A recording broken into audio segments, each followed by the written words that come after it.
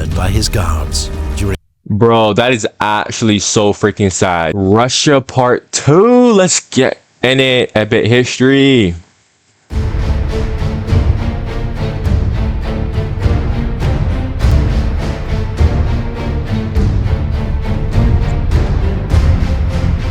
In 1612, Russia was in a state of anarchy.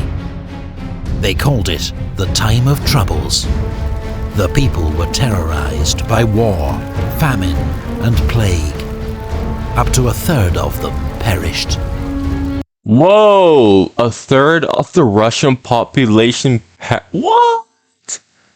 Yeah, damn, I didn't even know the times of troubles were that bad. Foreign troops occupied Moscow, Smolensk, and Novgorod.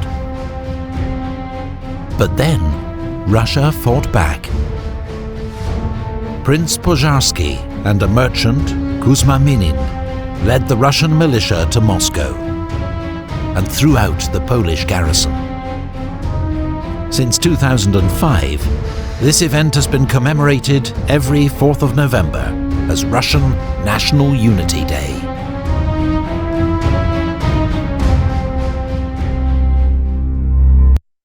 Since 2005? What about, damn, the Russian Empire didn't even commemorate that? You know, it's funny to me how Polish people, right? And this might piss off a lot of Poles, but I don't have any Polish people who watch my videos. But I see a lot of Polish people act like they're victims. But when Poland was like at its peak, Poland was probably just as bad as the people who eventually came and subjugated it. You know what I mean? Like, I see Polish people always say, oh my goodness, look at us, we're so bad. Oh, I mean, not bad, but oh, we're like such victims, and oh my god, the horror, the horror, the horror, the horror. And I look at that as like, how in the world do you become at your peak, the most powerful country and largest country in Europe at your peak, to that, right? It's funny to me. I don't know. No offense to Polish people, but it's just hypocrisy.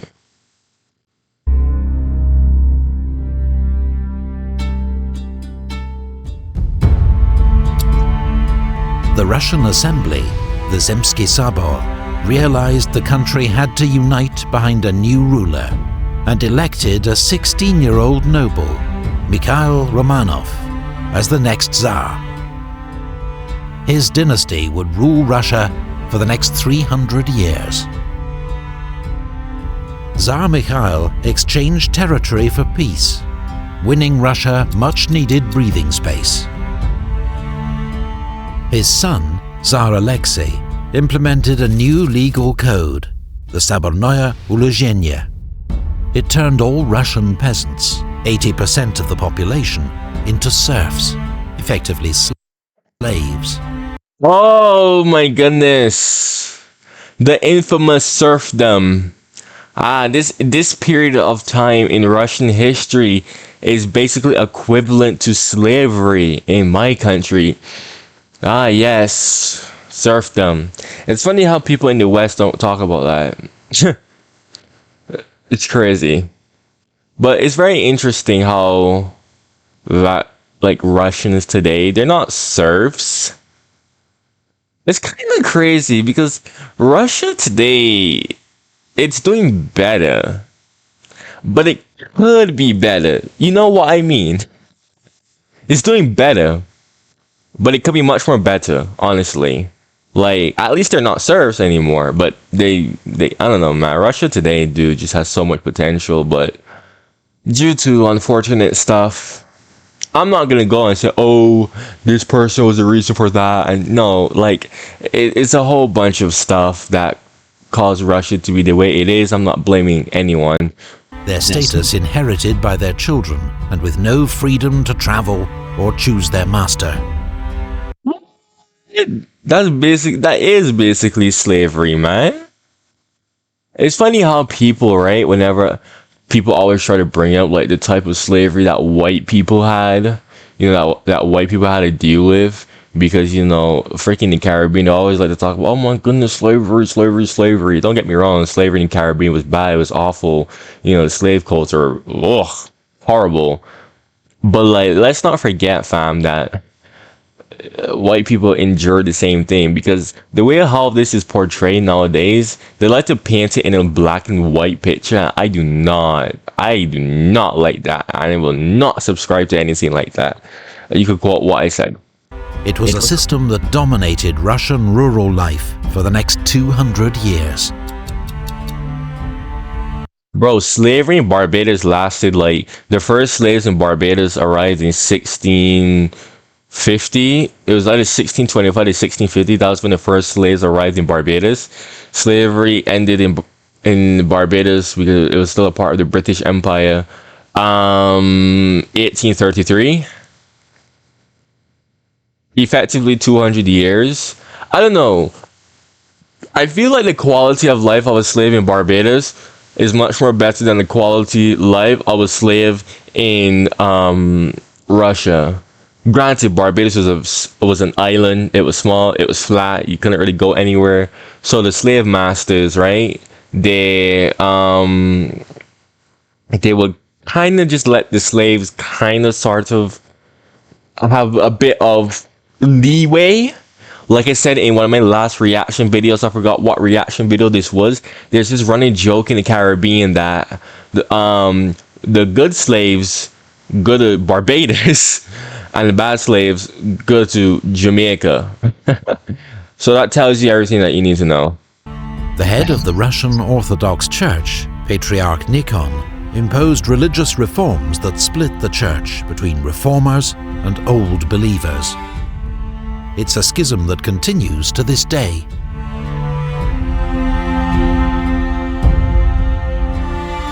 Ukrainian Cossacks. Hold on a minute. Let me replay that. He said this is a schism that still continues to this day. Let me rehear that. I think this involves Russia and Ukraine today. Let me replay that. Religious reforms that split the church between reformers and old believers.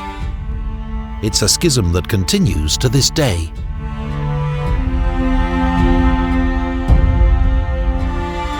Ukrainian Cossacks, rebelling against the Polish-Lithuanian Commonwealth, recognized Tsar Alexei as overlord in exchange for his military support. It led to the 13 Years' War between Russia and the Polish-Lithuanian Commonwealth. Okay, Cossack. So Ukrainian people love to identify that this is the origins of Ukrainian people. Ukrainian people are Cossacks. Interesting. Educate me. I'm not even going to give an opinion on this. I'm ignorant about Russian history. That's why I'm learning it right now. And Eastern European history. Right? So educate me. What do you think? Because I've heard both sides. Both sides have very valid arguments. Right? You think Ukrainian people are basically just Russians? You think Ukrainian people are distinct? Personally, I would lean towards more that Ukrainian people are a bit more distinct. What do you think? Tell me, what do you think? Russia emerged victorious, reclaiming Smolensk and taking control of eastern Ukraine. A revolt against Tsarist government, led by a renegade Cossack, Stenka Razin, brought anarchy to southern Russia. It was finally suppressed. Razin was brought to Moscow and executed by quartering. The sickly but highly educated Feodor III passed many reforms. He abolished Mesnichestva, the system that had awarded government posts according to nobility rather than merit, and symbolically burned the ancient books of rank. But Fyodor died aged just 19. His sister... God damn. I'm turning 19 next month. Sister Sophia became Princess Regent, ruling on behalf of her younger brothers, the joint Tsars Ivan V and Peter I.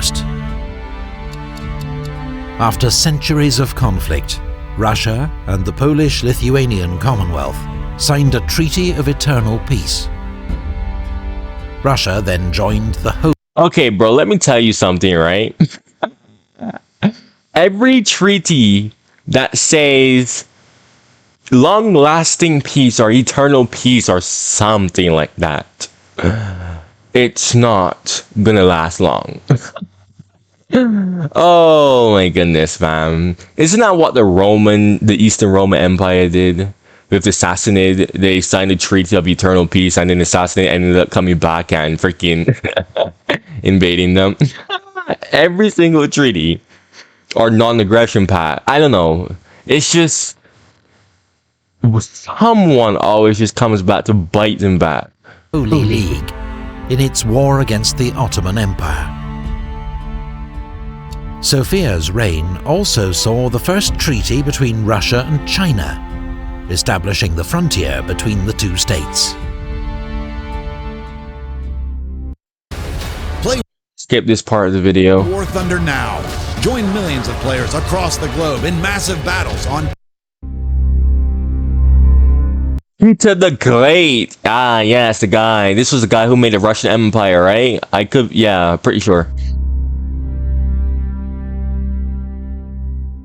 At age 17, Peter I seized power from his half-sister Sophia.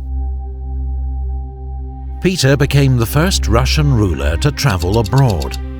He toured Europe with his Grand Embassy, seeking allies for Russia's war against Turkey, and learning the latest developments in science and shipbuilding.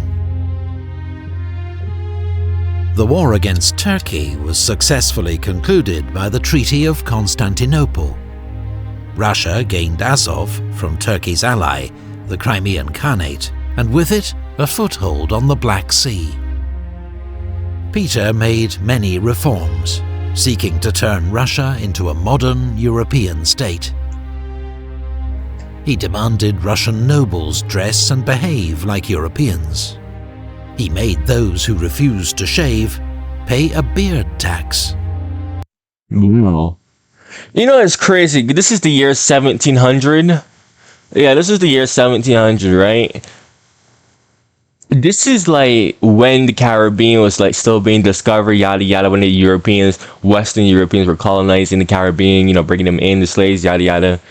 At this point, and if you know Caribbean history or colonization, you would know that around this time, this is when the Africans were also like assimilating as well, right? So the Africans, which would eventually like, you know, turn out to be Caribbean people today, they would begin wearing like European clothing. They would start acting like European, slave or not. You know, they would adopt many European traditions. You know, Christianity was a big thing too. They adopted Christianity for good or bad reasons. Because, yeah, but still, like, because some people, like, I always tell people that the Caribbean is kind of sort of an extension of Europe. When you, like, if you've been to the Caribbean, you should know what I'm talking about. Or if you're from the Caribbean, you've been to Europe, you should know what I'm talking about, right? Because, like, you have the Spanish Caribbean, right? You have the English Caribbean, right? The British Caribbean, right? They intermingle. Like, the British Caribbean are still places that are still British colonies, but they're also a part of the English Caribbean, which is also known as the Commonwealth Caribbean, which are places that are also, that used to be British colonies, that used to be a part of the British Caribbean, but are now independent. So now they're part of the English Caribbean, right? And then you have the Dutch Caribbean, right? And then you have the French Caribbean, right? Again, they're all just little extensions of Europe by means. But I see a lot of ignorant people who go and they'll be like, bro, you can't be freaking, oh, you're black. Oh, you can't be European. You're black. Ooh. It depends on how you look at it. Because I'm Creole, right? Creole is the race of people that are a mixture of European and African descent. Genetically speaking, some Caribbean people can't be European. Culturally speaking, that's a whole different thing. I do know that there's different other cultures in the Caribbean, like Indian culture and whatnot. But yeah, I was just like, cause I'm looking at the time period here. I'm like, oh wow, this is all happening at the same time chronologically. In Russia is, Peter the Great is trying to make them act more like Europeans, And this sentiment still exists in Russia today, but I'm like talking so much, so I'm gonna let the video play now. Peter built the first Russian navy, reformed the army and government, and promoted industry, trade, and education. In the Great Northern War, Russia, Poland, Lithuania, and Denmark took on the dominant power in the Baltic, Sweden. The war began badly for Russia with a disastrous defeat to Charles XII of Sweden at Narva. But Russia won a second Battle of Narva, before crushing Charles XII's army at the Battle of Poltava. On the Baltic coast, Peter completed construction of a new capital. Bro, it's funny to me how Charles XII fumbled that. He fumbled that so bad. And Peter the Great, when Russia was losing the Great Northern War, Peter the Great actually did offer Charles XII a peace treaty just to have a fort by what is now St. Petersburg. It's just crazy to me how freaking Charles the Great fumbled that really bad. St. Petersburg. The building of what would become Russia's second largest city among coastal marshes was a remarkable achievement, though it cost the lives of many thousands of serfs.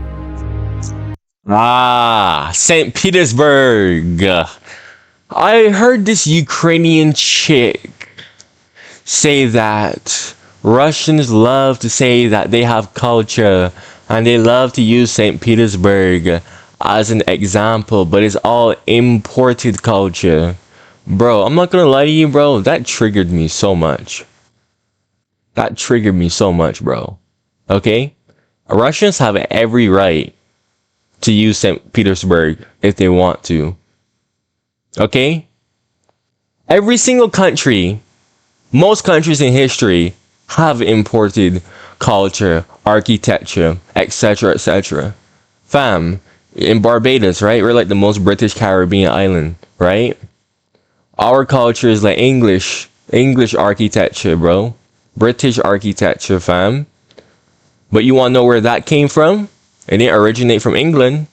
It came from Greek, Roman, etc., etc. America does the same thing too. All right? So every time I see people say that, oh, St. Petersburg is a joke and Russians can't say that they have culture because St. Petersburg is just imported culture. Man, shut up, man. Especially Ukrainians, fam. Like Lviv, I love to see Ukrainians use Lviv to say basically the same exact same thing. Oh yes, look guys, we have Lviv. We have Lviv. When Lviv was a Polish city. But let's not get too controversial here, folk. My channel is supposed to be not too controversial. I gotta make a page trying to talk about that juicy stuff. The Great Northern War ended with the Treaty of Neustadt. Russia's gains at Sweden's expense made it the new dominant Baltic power. 4 years before his death, Peter was declared Peter the Great, father of his country, emperor of all the Russias. Okay, so he said emperor of all the Russias. Is that a typo? What does he mean by all the Russias? Does he mean Russias as in like Belarus and Ukraine? Because Ukraine is also Rus, right? Is that what he mean? Right? I don't know. Somebody explain that to me.